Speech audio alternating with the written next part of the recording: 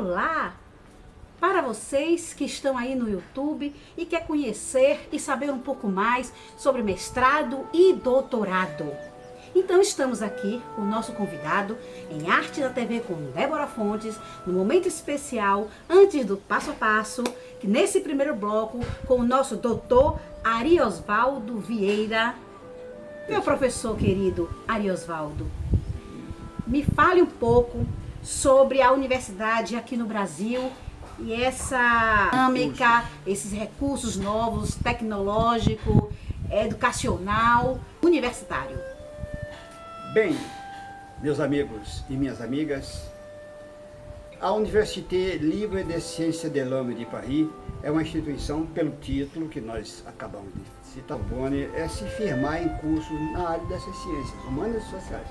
Então, a Université de Paris não podia ficar à margem deste processo e ingressou no campo das ciências humanas e sociais.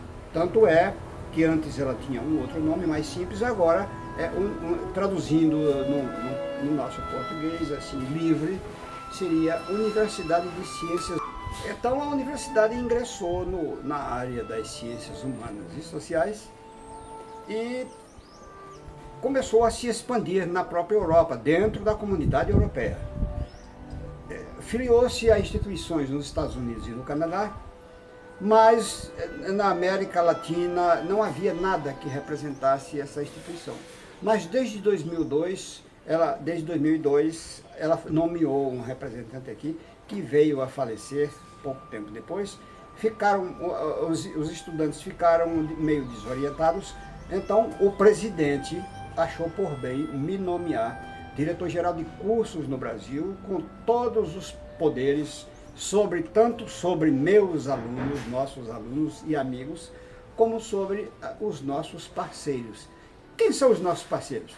São os professores que orientam os alunos, são os professores que nós nos aconselhamos com eles, porque a universidade precisa de um conselho, né? Nós montamos um conselho com pessoas que nós já conhecemos, de altíssimo gabarito e renome.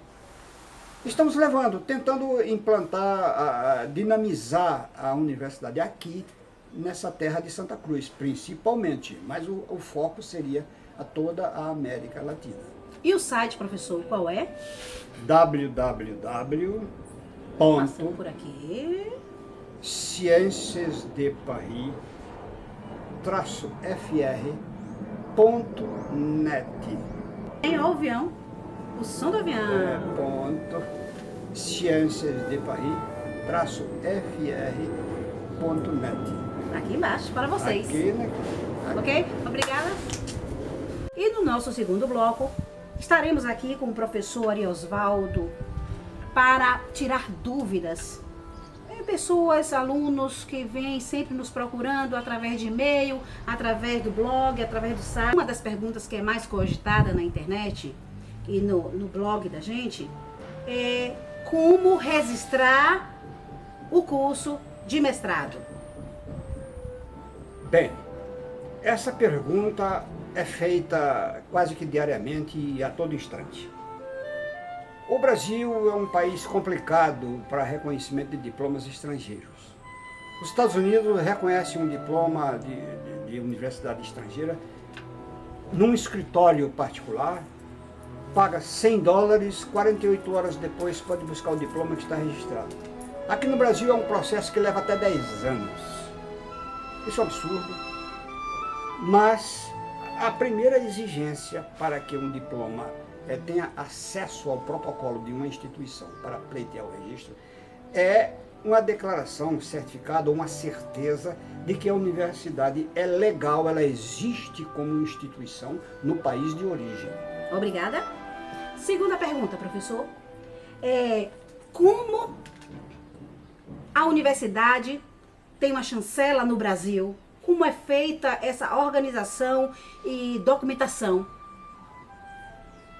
Bem, com relação à documentação da universidade, ela é uma universidade estrangeira, não precisa de autorização para funcionar no Brasil, porque na nossa democracia, como em outras democracias avançadas como a nossa, nós somos livres para escolher o que nós queremos.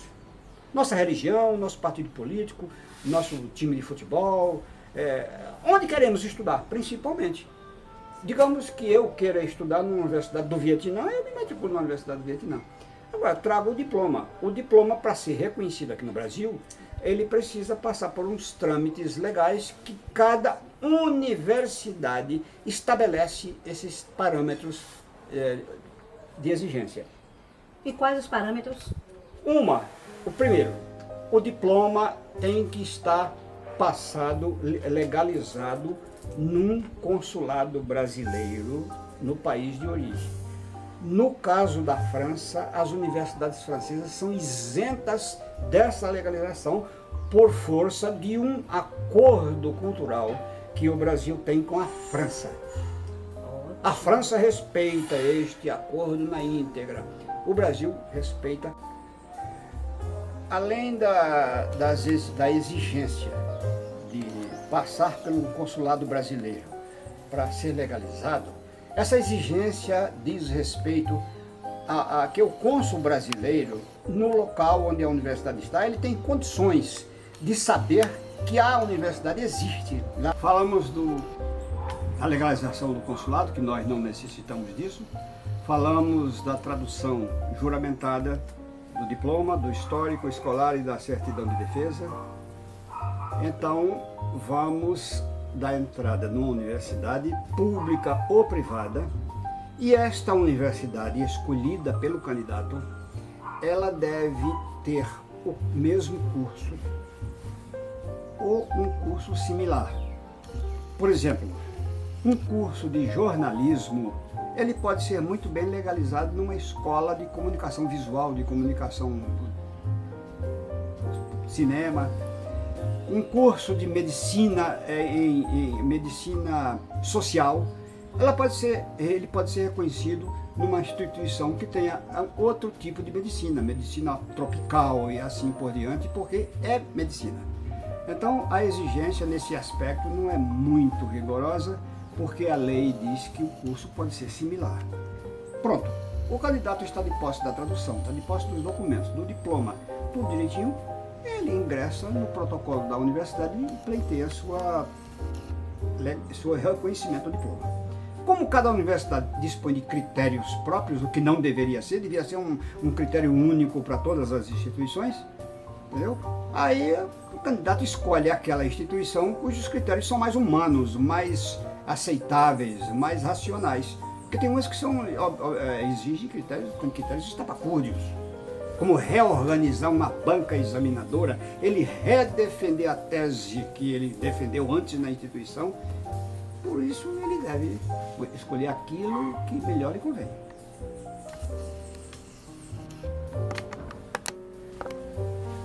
Estará aqui em Lauro de Freitas, Bahia, para tirar dúvida dos alunos, inclusive está trabalhando com eles, orientando. Me fale um pouquinho aí dessa sua orientação para com os alunos. Bom, os alunos não ficam desamparados, porque não tem muitas instituições que inscrevem os alunos e os esquecem. Só se lembrará deles mais tarde, na hora da defesa de uma tese ou dissertação, mas nós acompanhamos o trajeto do aluno desde o princípio. No princípio, logo no início, quando o candidato se inscreve num curso de mestrado ou doutorado, ele tem o direito de escolher um orientador dele, da confiança dele, ou nós apresentamos um orientador já credenciado pela instituição. O orientador que ele apresentar será credenciado pela instituição para que esse orientador continue ao lado dele durante todo o tempo. Não fica sem o respaldo da universidade, porque nós temos vários professores em Paris que estarão sempre atentos e de boa vontade para tirar dúvidas, tanto do orientador como do próprio aluno. Muito obrigada e até o próximo programa. Tchau. Obrigado. Tchau. Obrigada, professor. Obrigado. Que bom você estar aqui. Parabéns. Muito obrigado. Estarei sempre que for chamado. Eu não digo convidado, eu digo chamado, porque nós temos um dever. Então, o dever chama. Muito obrigado e tchau, pessoal. Aí, ó, no YouTube, para todos nós. Obrigado. Tchau.